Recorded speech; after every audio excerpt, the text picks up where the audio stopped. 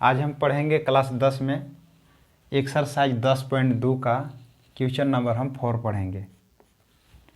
Question number 4 क्या कहता है, देखिए कहता है कि सिद्ध कीजिए कि किसी वृत्त के किसी व्यास के सिरों पर खींची गई स्पर्श रेखाएं समांतर होती है। ये आपको सिद्ध करके बताना है कि जो वृत्त पर जो दो समांतर रेखा है वो होता है कि नहीं होता है। ठीक है, तो चलिए इसको हम स्टार्ट करते हैं। देखिए सबसे पहले क्या करेंगे कि किसी वृत्त के यानी क्या करना होगा, पहले एक वृत्त खींचना होगा। ठीक है ना, तो यहाँ पर क्या कर लेंगे, हम एक वृत्त को हम खींच लेंगे इस प्रकार से। चलिए वृत्त हो गया, वृत्त बना लिए हम।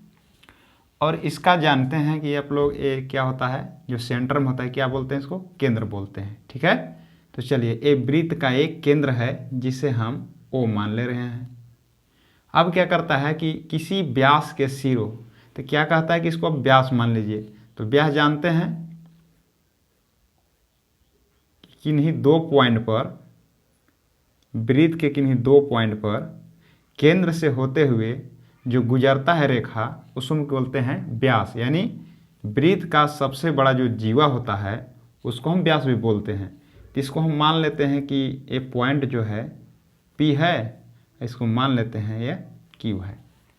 समझ में आ गया। कहता है किसी वृत्त के, यानी वृत्त खींच लिए, केंद्र बिंदु वो हो गया, और एक क्या है, व्यास है, PQ आपका व्यास है, और OP क्या है, त्रिज्या है, OQ क्या है, त्रिज्या होगा। अब कहता है कि सिरों पर, यानी वृत्त जो व्यास है इसका सिरा कौन सा होगा, एक P पॉइंट होगा और एक Q पॉइंट होगा। सिरों पर खींची गई स्पर्श रेखाएं समांतर हो, यही आपसे कह रहा है, दिया हुआ है मतलब। तो क्या करेंगे इसको हम कि दो समांतर रेखा खींच लेते हैं। देखिए ये आपका समांतर रेखा हो गया एक, और एक समांतर रेखा खींच लिए। इसे मान लेते हैं हम कि A है और ये B है, इसे हम C मान लेते हैं और ये D है।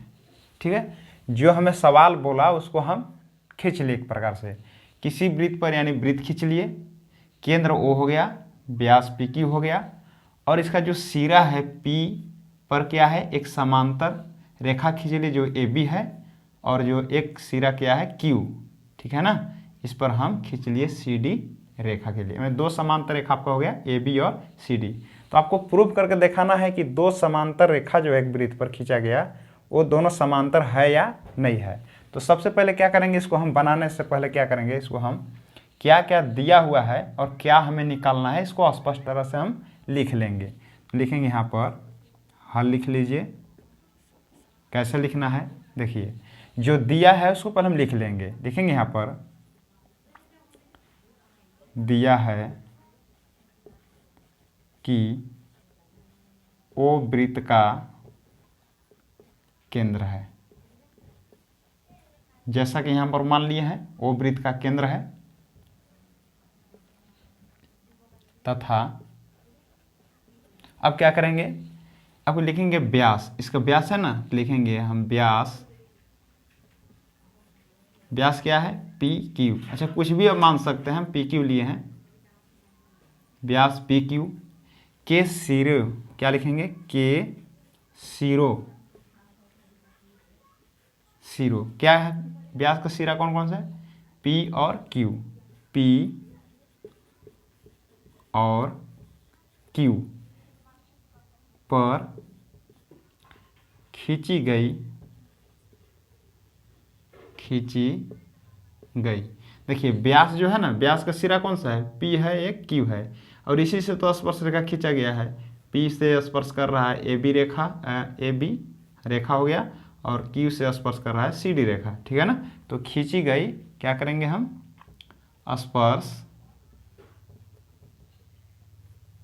रेखाएं AB और CD है। तो आपको इस प्रकार से आपको लिखना है। स्पष्ट हो गया क्या दिया हुआ है। अब क्या करेंगे, इसको हम क्या ज्ञात करना है, ठीक ना। तो हमें दिखाना है कि जो सिद्ध कीजिए कि किसी वृत्त का जो है ये जो दो समांतर रेखा है वो है या नहीं है। तो यहाँ पर लिखेंगे जो सिद्ध करना है, सिद्ध करना है कि ये जो ए बी जो समांतर रेखा है सी डी, मतलब ए बी और सी डी क्या है, समांतर रेखा है, या यही आपको दर्शाना है। तो लिखेंगे ए बी समांतर सी डी, आपको यही सिद्ध करना है। अब यहाँ पर लिखेंगे हम प्रमाण। यहाँ पर आपको दिखाना है ज्ञात कर, यानी आपको दिखा देना है कि ये भी समांतर है सी डी के, यही आपको प्रूफ भी करना है।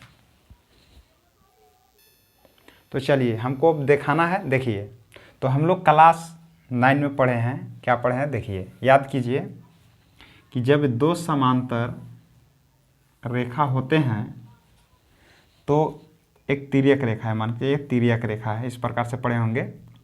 जब दो समांतर रेखा होते हैं तो इसका जो एकांतर कोण होते हैं, एकांतर कोण मतलब देखिए इधर का कोण और ये इधर का कोण क्या होते हैं, बिल्कुल बराबर होते हैं। ये हम लोग कहाँ है, क्लास 9 में पढ़ चुके हैं।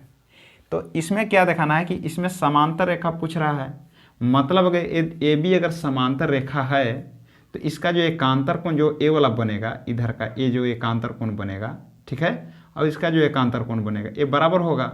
अगर ये दोनों बराबर होगा तो समझ लेंगे कि ये दोनों समांतर रेखा है, ठीक है ना। इतना तो हम लोग पढ़े हैं। एक और पढ़े हैं कि देखिए इस ए वाला जो कोण है और ए वाला कोण बिल्कुल बराबर होते हैं, इसको संगत कोण भी बोलते हैं। ये दोनों अगर हम बराबर कर दें तभी बता सकते हैं कि ये दोनों समांतर रेखा है, ठीक ना। इस प्रकार से हम लोग क्लास 9 में पढ़े हैं। अच्छा, इसका भी इधर वाला भी जो कोण होता है, ये जो कोण हुआ इधर वाला कोण, ठीक है, इधर वाला कोण के बराबर होते हैं। इसका क्या नाम है, अंतः एकांतर कोण। हम लोग क्लास 9 में पढ़ चुके हैं, ठीक है ना, कि जब ये दोनों समांतर रेखा होते हैं तो इसका जो तिर्यक कोण पर जो बनने वाले जो कोण होते हैं, ये कोण इधर का एक कोण हुआ और इधर का एक कोण, ठीक है, जैसे हम कहें तो एक और ए दो, तो कोण एक बराबर कोण दो बराबर होंगे। और क्या लिखते थे यहाँ पर कि अंतः एकांतर कोण, ठीक है। हम लोग क्लास 9 में पढ़ चुके हैं, तो आपको उसी से समझना है, ठीक है ना। तो सबसे पहले क्या जानेंगे, देखिए,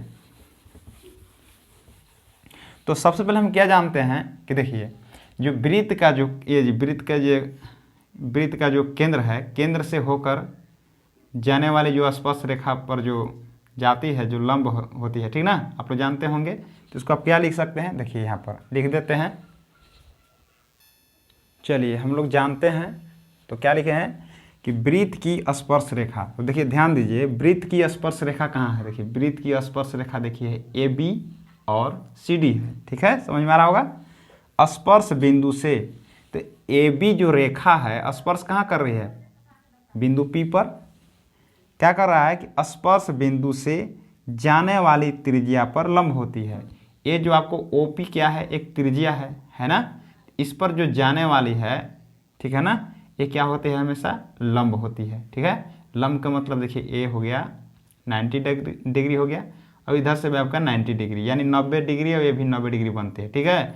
उसी प्रकार से है कि वृत्त की जो स्पर्श रेखा है, ठीक है, स्पर्श बिंदु से जाने वाले जो त्रिज्या पर क्या होती है, लंब होती है। ये त्रिज्या है ना, इस प्रकार से ये त्रिज्या है, तो आपको कहती है यह 90 डिग्री का कोण बन जाती है, ठीक है ना। तो ये भी 90 है और ये भी 90 है।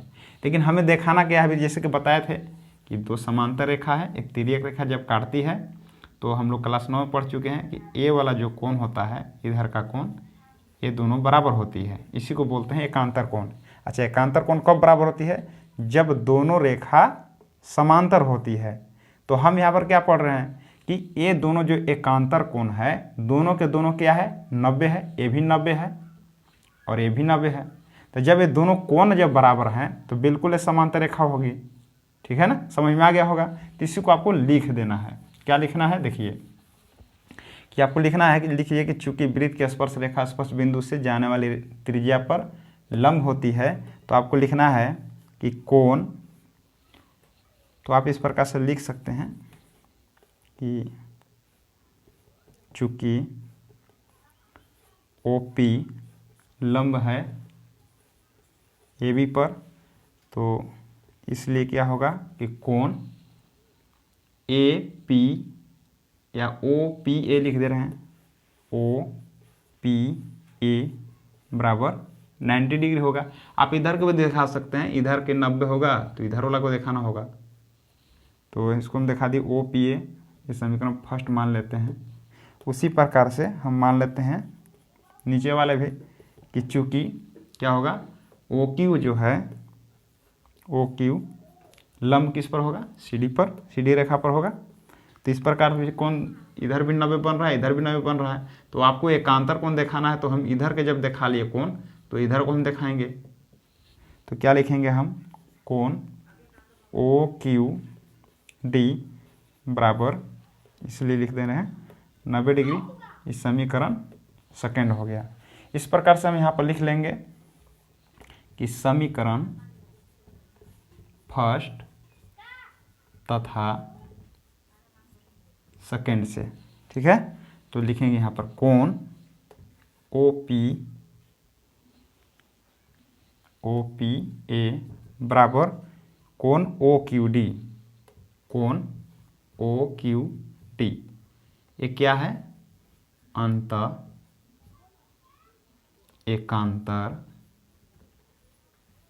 कोण।